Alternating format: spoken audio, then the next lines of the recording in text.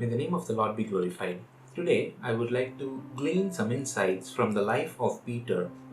Peter, as a disciple, was quite close with Jesus, but we also know him for his infamous denial. But he in fact turned out to showcase a very compelling change in the end.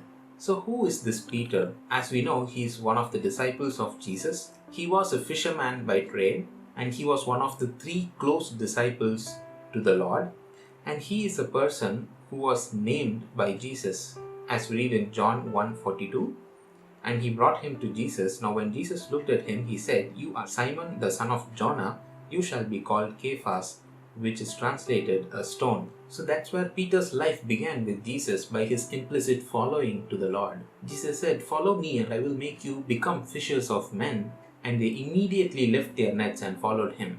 But there was another side to Peter where he was doubting his presence with the Lord. We see that all of a sudden he asks, "See, we have left all and followed you. Therefore, what shall we have?" He started doubting towards the end. Peter has this nature of conflicting characters. He has two faces, or he shows two faces based on the scenario which he is in. We all know about Peter's walk on the water. There was no other disciple bold enough to do it, but he was quite bold to do it. As soon as the Lord said, "Come," he came out of the boat and he walked on the water to go to Jesus. But immediately after that, when he saw that the wind was boisterous, he was afraid and he started saying, "Lord, save me." The same bold Peter also showed his afraid side. Peter clearly understood who the Lord is, and he acknowledged the Lord by proclaiming that he is the Christ, the Son of the living God. But we all know about the infamous denial. When asked about the Lord, he began to curse and swear, "I do not know this man of whom you speak." The same Peter who acknowledged the Lord also denied him. He was called to be fishers of men, but when the situations were not so favorable, he desired to go back. He even said to the other disciples, "I am going fishing," and he even took the others, but obviously they did not catch anything that night. Peter not only acknowledged the Lord, he also knows that he is the only one who has the words of eternal life. He showcased a good spiritual insight amongst other disciples. But in Matthew 15, when Jesus was saying a parable, Peter was not able to understand it. He said, "Explain this parable to us." And even Jesus was not expecting him to say that statement, because he said, "Are you also still without understanding?" This is who Peter is. He was bold, at the same time he was afraid. He acknowledged the Lord, but he also denied him. He was called to be fishers of men, but he desired to go back. Peter had conflicting characters in him. He was not consistent in what he did, which is why there was a gradual fall in his life. When we consider Peter's fall to be gradual, let us take it step by step. First of all, he seemed to be overconfident. Jesus said to the disciples that because of him, they all will be made to stumble. But look at Peter's response. Peter says, "Even if all are made to stumble because of you, I will never be made to stumble." And he even said, "Even if I have to die with you, I will not deny you." He continued to put his confidence in himself, and even in that, he was overconfident. The Lord who knows all things, the omniscient Lord, is saying a statement, but Peter is quite confident about his own self. We know we can do all things through Christ who strengthens us, but Peter was not saying that here.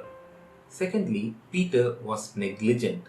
In the garden, when Jesus was praying and all the disciples were also supposed to pray, Jesus caught them sleeping and he directed his question towards Peter, one of his closest disciples. He said, "What, could you not watch with me 1 hour?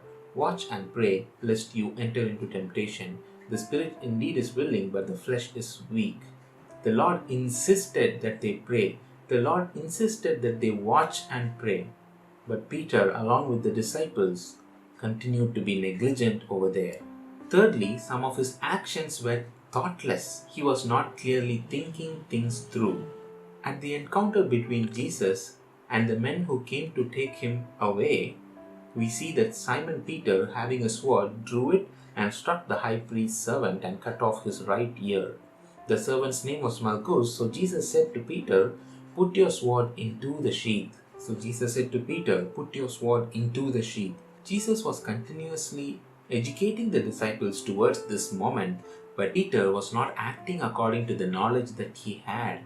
His action was not quite right, and it was without thought that he cut off the servant's ear. Fourthly, even though he was a close disciple to the Lord, he started distancing himself from him. We see that as Jesus was drawing closer and closer to the moment of the cross, Peter followed him at a distance. We see Peter followed him at a distance to the high priest's courtyard, and he went in and sat with the servants to see the end. We see that he was watching from a distance. And where was he standing?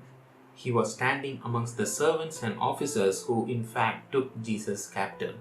He had evil association. Without even thinking about it, he stood with them and he warmed himself. Blessed is the man who walks not in the counsel of the ungodly, nor stands in the path of sinner, nor sits in the seat of the scornful.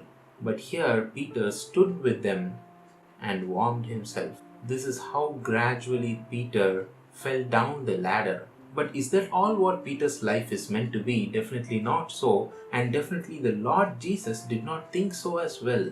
There is a moment of change which we notice after he denied the Lord 3 times. And Peter remembered the word of Jesus, who had said to him, "Before the rooster crows, you will deny me 3 times." So he went out and wept bitterly. I believe from that moment on, Peter started showing a very compelling change. As I said, the Lord himself had a bigger motive for him.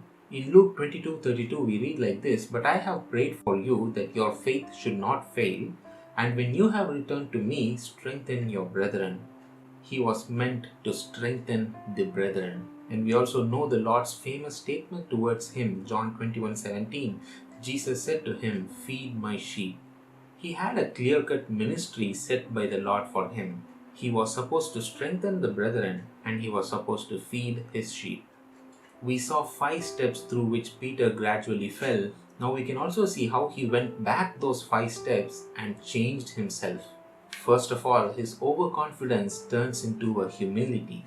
In Peter's letter, 1 Peter 5:5 reads like this, "Likewise, you younger people, submit yourselves to your elders. Yes, all of you be submissive to one another and be clothed with humility. For God resists the proud but gives grace to the humble. Therefore, humble yourselves under the mighty hand of God, that he may exalt you in due time." This is definitely not the same Peter which we saw during the fall. He has changed his attitude. He has changed his character. His overconfidence now turns into humility. His pride is gone now, and he is encouraging and he is strengthening the brethren to be more humble.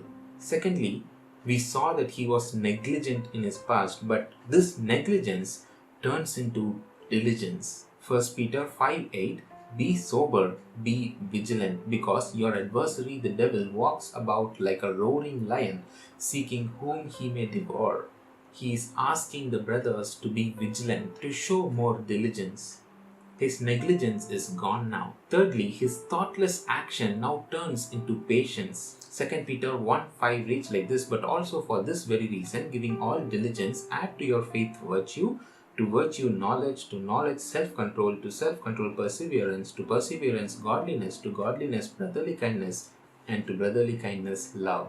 He wants to add self-control to his life, or patience to his life. The same Peter who cut off the ear of the servant without even thinking about it, now says that we should have self-control. We should think things through. Fourthly, the same Peter who was distancing himself from the Lord is now willing to glorify the Lord. 1 Peter 4:16, "Yet if anyone suffers as a Christian, let him not be ashamed, let him glorify God in this matter." If you remember, he was distancing himself from Jesus Christ because he was ashamed. The same reason why he denied the Lord. But now he has understood that if we suffer as a Christian, it glorifies God. The result is glorification of God, and for that matter, we should not be ashamed. Finally, his evil association turns into a heavenly association. 2 Peter 3:13, "Nevertheless, we, according to his promise, Look for new heavens and a new earth in which righteousness dwells. Therefore, beloved, looking forward to these things, be diligent to be found by Him in peace, without spot and blameless. Look at what Peter is proclaiming here. He is looking for a heavenly association. He is looking forward to the new heavens and new earth in which righteousness dwells. What an amazing changeover in Peter's life.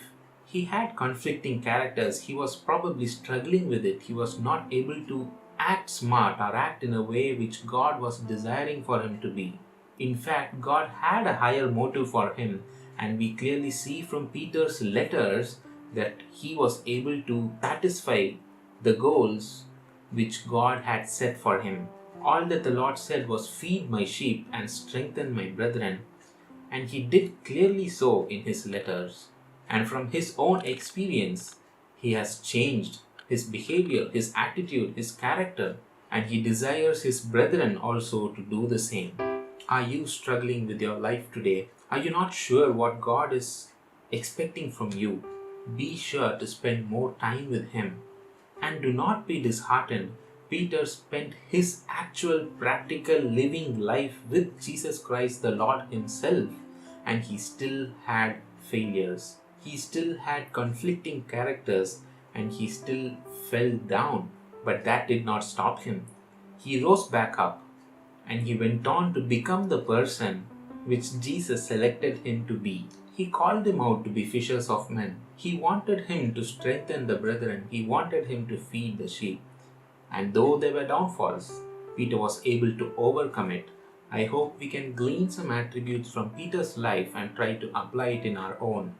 May God help us to live a better life and look towards heaven just like Peter.